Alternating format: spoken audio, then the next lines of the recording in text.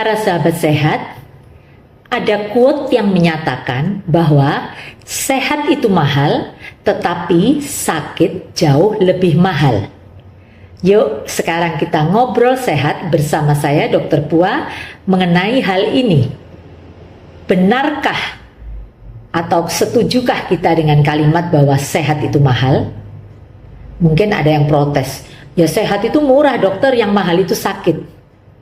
Saya katakan bahwa sehat itu mahal, karena kesehatan itu merupakan aset yang tidak ternilai, merupakan investasi kita saat ini maupun investasi jangka panjang.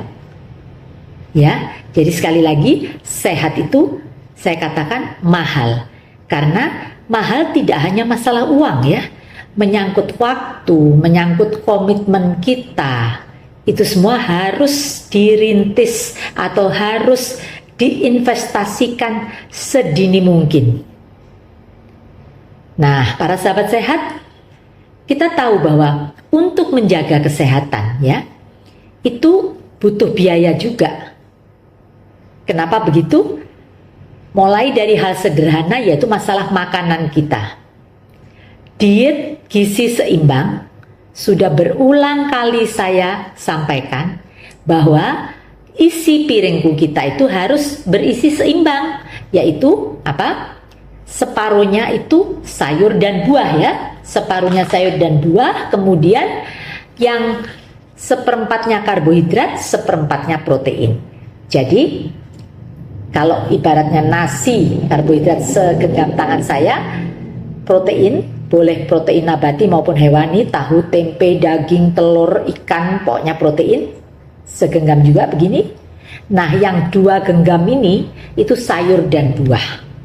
Nah, itu gizi seimbang. Makanya saya katakan, perlu biaya juga kan, untuk bisa konsumsi gizi yang baik, gizi seimbang. Nah, kemudian yang kedua nih, olahraga.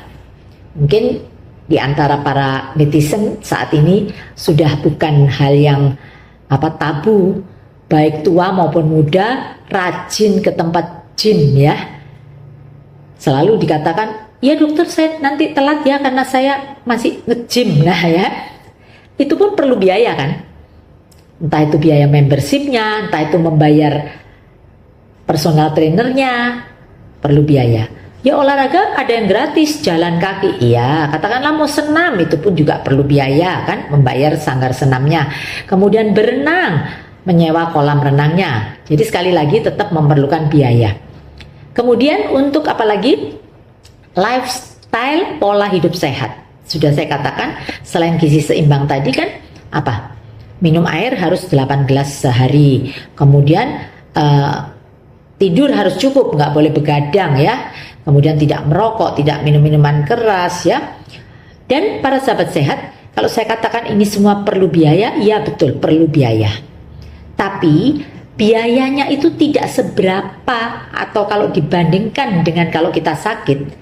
Coba saya tanya, siapa yang pernah sakit dirawat di rumah sakit, nggak pakai BPJS, nggak pakai asuransi. Nah, biayanya mahal kan? Biaya rawat inapnya, mending tidur di hotel semalam, katakanlah di hotel bayar 500.000. Di rumah sakit, saya contohkan rumah sakit swasta aja tempat saya berdinas, tarif kamar kelas 2 saja, nggak usah ngomong VIP ya, tarif kamar kelas 2 saja, 1 malam itu sudah berapa? Kisaran yaitu 500-600.000 sekamar, nggak sendirian loh, sekamar berdua atau bahkan bertiga. Itu kalau di Indonesia. Di luar negeri, di Singapura contohnya, wow lebih heboh lagi. Baru-baru ini keponakan saya, anaknya sakit mendadak saat di sana, hanya ngamar selama 2 hari saja, 2 hari. Menghabiskan uang kalau di kurs rupiah itu lebih dari 50 juta, bayangin. Wow, ya. Jadi sekali lagi, untuk biaya rumah sakit, obat-obatan, itu mahal banget. Belum lagi kalau produktivitas, kita nggak berpenghasilan, kita nggak bisa kerja. Kalau diri kita sendiri yang sakit, katakanlah saya beberapa tahun yang lalu pernah jatuh sehingga menyebabkan retak di tulang belakang, fraktur kompresi. Selama 2 minggu saya tidak bisa bekerja, hanya tergeletak di atas tempat tidur, kan berarti tidak produktif. penghasilan nggak ada ya toh, itu akan menyebabkan menderita baik secara fisik maupun secara mental. Kenapa saya katakan juga fisik pasti menderita yang namanya sakit ya, secara mental itu bisa stres loh orang sakit itu.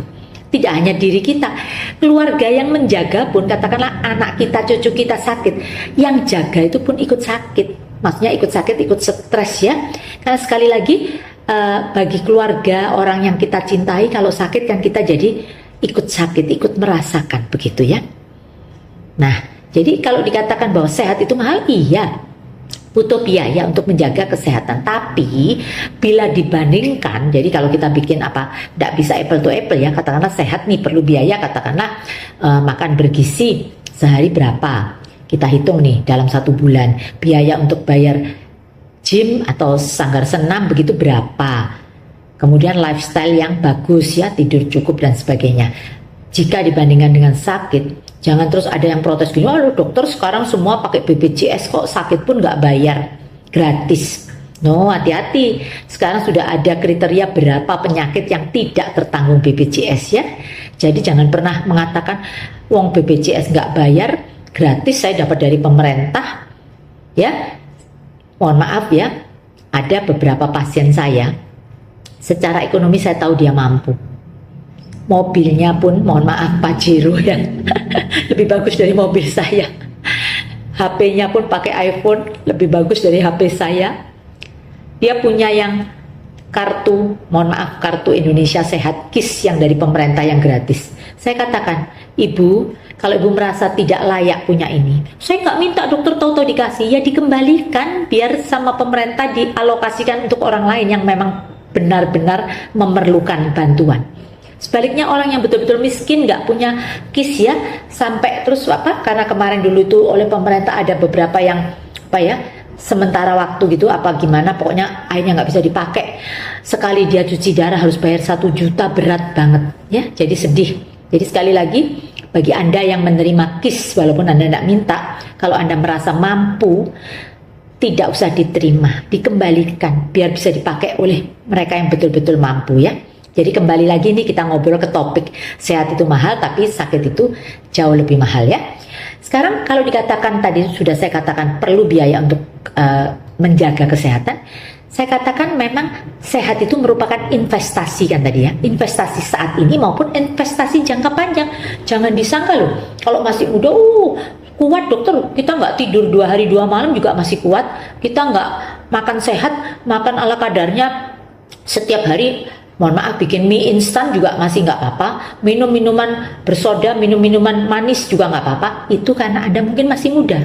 Tapi jangan salah ya, saya punya pasien umurnya masih 27 tahun, sudah cuci darah seminggu 2 kali, sedih kan ya. Jadi sekali lagi, investasi untuk kesehatan, investasi saat ini, dan investasi jangka panjang, investasi untuk saat kita nanti tua, termasuk kesehatan tulang. Berkali-kali saya katakan, saya contohkan diri saya sendiri ini kan mengalami osteoporosis karena di saat saya muda investasi untuk tulang saya kurang bagus. Saya nggak doyan susu, saya nggak minum kalsium saat hamil. Nah itu, jadi di saat umur saya masih 50-an sudah mengalami osteoporosis. Nah bersyukur saat ini usia saya sudah 60 lebih, masih diberi kesehatan walaupun tetap hati-hati. Dengan berbagai upaya osteoporosis sudah turun menjadi osteopenia ya.